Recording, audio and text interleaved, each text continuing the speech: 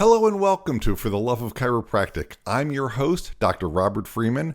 Welcome to the end of 2025 or the very beginning of 2026, depending on exactly when you're listening to this episode. We have so much to talk about on this episode as we wrap up one year and go cruising into the next year. Because even though, yes, the year ends one day and the new year starts the next day, there is a ton of information that we can learn and gather from the year that we are finishing as we then plan what we want to get out of and accomplish in the year that's coming. So without further ado, let's get started with today's show. Welcome to another episode of For the Love of Chiropractic. I'm your host, Dr. Robert Freeman. I've been in practice for over 30 years, and I continue to work in $1 million practice that I built, ran, and sold. I've taught, lectured, and coached our profession and helped so many chiropractors build the practice and the life of their dreams. And now, I want to help you do the same. So here's today's show. So as I said in the introduction, there's a lot of information we can gather from the year that has just finished as we're planning for what we're going to accomplish in the year that's coming. When I think about this podcast that started 110 episodes ago, we started from zero. And now the podcast has continued to grow. This podcast that you are listening to is currently being listened to in 40 countries and almost 900 cities literally around the world. Changing chiropractic, helping individual practitioners to be their best so we can exponentially help more and more people. And if that's our goal, to help as many people as we possibly can, let's dig in and figure out how 2026 is going to be our best year ever. So the place to start, if you want this to be your best year ever, is to figure out where you are now, where you've been, so you can begin to plan where you really want to go and grow.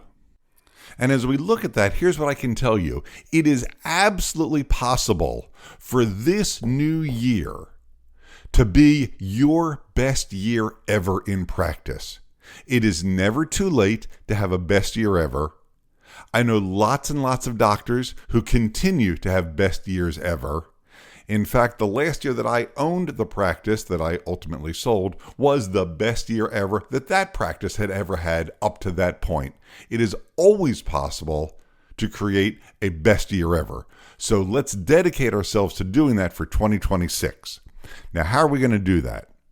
The very first thing to do is to pull out your statistics. Yes, we have to do some math and look at what you did in 2025.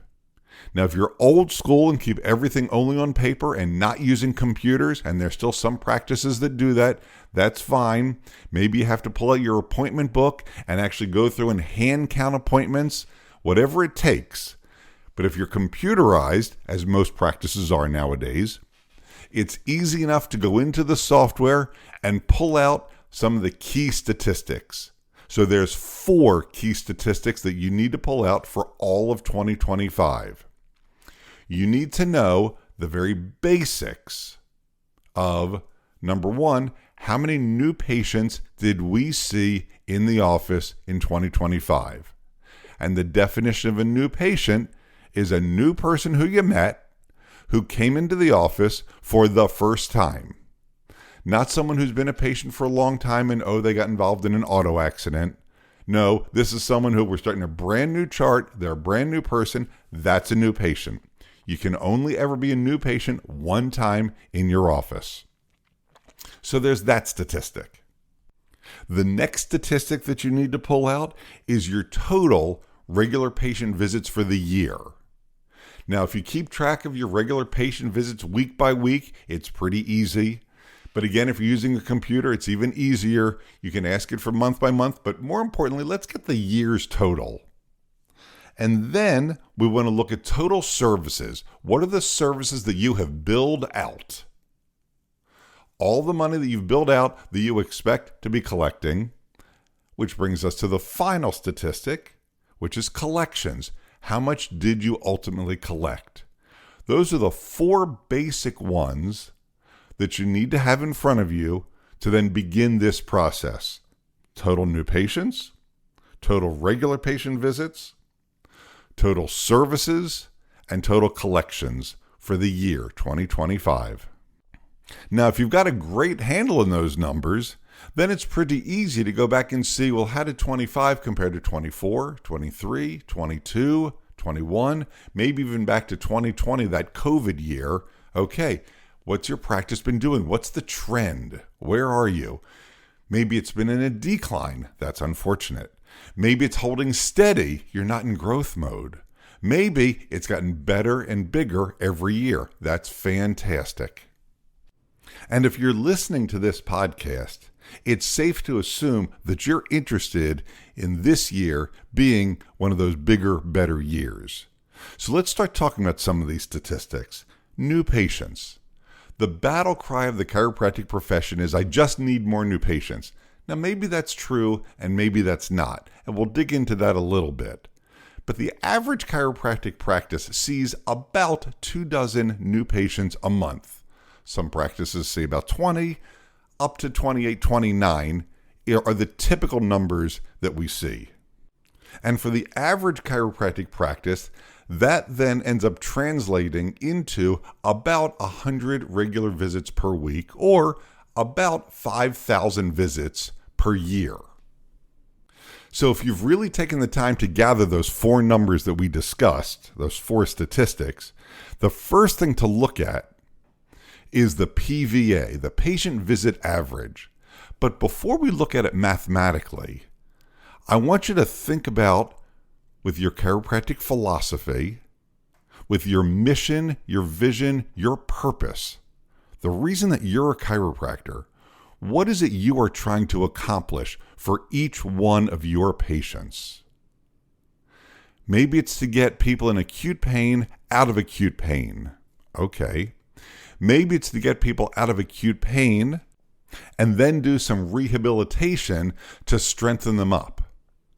Maybe it's to get them out of pain, do the rehabilitation, do full-on corrective care, or maybe it's relief, correction, strengthening, and into maintenance to really optimize their health for an entire better lifestyle. Whatever the goal of your practice is, and I believe the best is relief, correction, strengthening, and maintenance, because everybody deserves to live in optimum health for their entire lifetime, and they should be under chiropractic care for their entire lifetime. But again, that's my philosophy. What's yours? Because when you think about your philosophy, you can come up with an average number of visits that you would expect your patients will need. And I know every case is different. Everybody is different. People are younger. People are older. People have degeneration. People have different activity levels. I understand all of that. But when you boil it all down, if somebody comes into your office with, I'll make this up, tennis elbow, right? A lateral epicondylitis, you have some idea of how many visits you're going to need to work with them in order to resolve that issue. You have some idea what that is. Now, lateral epicondylitis is probably not the primary thing that you see in your office. You probably see more lower back pain, neck pain, headaches, the typical chiropractic quote-unquote complaints. So what is that average number of visits? And think about this. What is it now? What do you think it is? And then what do you think it should be? Because armed with that, I want you to write it down. I actually think it should be X. Fine. X, that's your number. Terrific. Now dig into your statistics from last year, 2025, and look at the total number of visits you saw all year, and you want to divide that by the total number of new patients you saw. So, for example, if you had a total of 5,000 visits for the year, 333 new patients for the year, well, when you divide those two, you come out with the number 15. What does that mean? That means on average, your patients stick around for 15 visits. Is that what you want? Is that how much chiropractic care you think patients should be getting based on your philosophy? Maybe it is, maybe it isn't, but decide. You can then also take your total collections number. Bottom line, that's how much money you deposited into the bank every day, every week, every month for the entire year, and divide that by the total number of regular patient visits. And that tells you on average how much you're collecting for each visit that you see. I know offices that are in between $50 and $100 or $120 collected per visit. Maybe once you've looked at that, you need to decide it's time to raise your fees, change your fee program based on what you're collecting per visit. Decide what should a visit in your office cost. We all know that everything has gotten more expensive in the past couple of years, right? Inflation currently is flat, at least that's what they tell us. But when we look at the past couple of years, it's gone up dramatically. We all know we're paying more every time we go into any restaurant, when we go to the grocery store, in fact, when we go to buy anything. Well, guess what? Everything has become more expensive, so maybe you need to look at raising your fees to match what the numbers really are in today's world. And the beginning of January, or even January the 15th, or even February the 1st, are all really good times to do that. No, don't post a sign on your front counter saying our prices have gone up. You simply have a conversation with each one of your patients that says, as of this date, Susie, we've had to raise our fee to X. I'm sure you understand. And leave it at that. If Susie says, no, doc, I don't understand, well, then you say, well, everything has become more expensive. I know you've seen it when you go to a restaurant or any place else. Our expenses have gone up, so we've had to raise our fees. Oh, okay, yeah, I understand.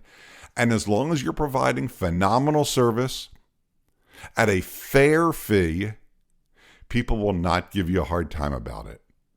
Over the years, I've even had patients say, really, that's all you're raising your fee? And I jokingly say, well, I can raise yours more if you want. But yeah, no, that's all we're raising it. Just a couple bucks, whatever it is, $3, $5, whatever it happened to be at the time. And yes, maybe you need to look at that for 2026. But there are so many important things to look at here.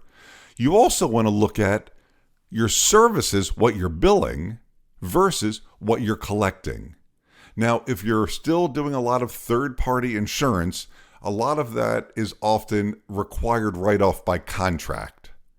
So for example, the adjustment code in our office, we charge $50, and I'm making numbers up, and the insurance company only reimburses $25. Okay, well, that other $25 doesn't count as bad debt because you've agreed to write that off. So that's not bad debt. That doesn't lower your collection percentage. You have to write that 25 off before you look at the real statistic. Because the bottom line is you should be collecting at least 90%. That's the benchmark. 90% of the money you can collect. In the ideal world, obviously it would be 100%. All the money that's due to me, I am getting. I do know practices that do that.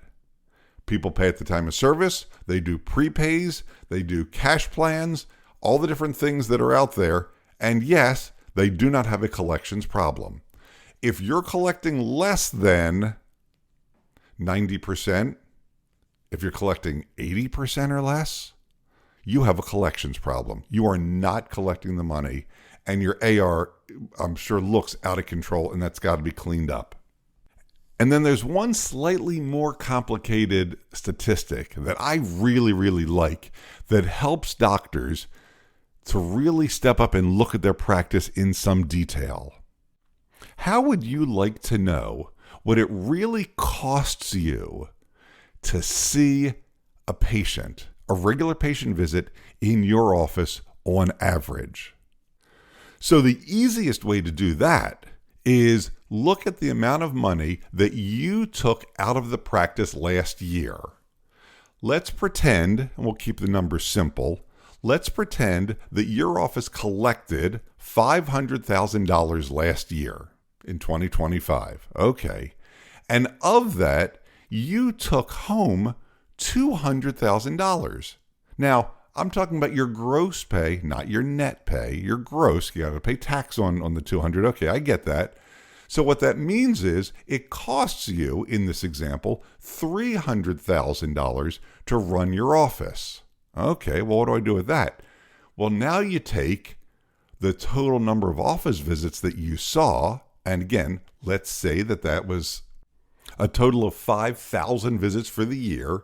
So you take the $300,000 that it costs to run the office, divide that by the 5,000 office visits that we saw in this example, and what you find out is it costs you $60 per patient to process each regular patient visit.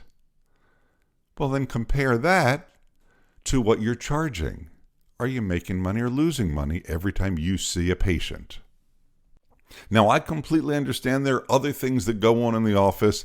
I know doctors who do a ton of DOT physicals. Okay, that's fine, and they get paid for that. Well, that helps to offset things.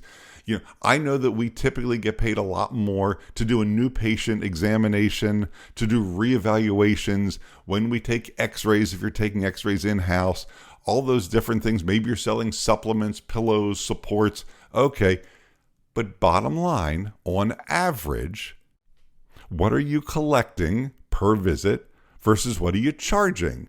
Because by far, the thing that we as chiropractors do most often for the vast majority of practices is that regular patient visit. So that's some of the hardcore math stuff. But more important than that, although it's incredibly important to know where we're coming from so we can chart where we're going, most importantly, as you chart where you're going, is what's your why. And when I say what's your why, I mean your chiropractic why. Why do you get up in the morning? Why do you go to the office? Why are you seeing these patients? Why are you helping these people?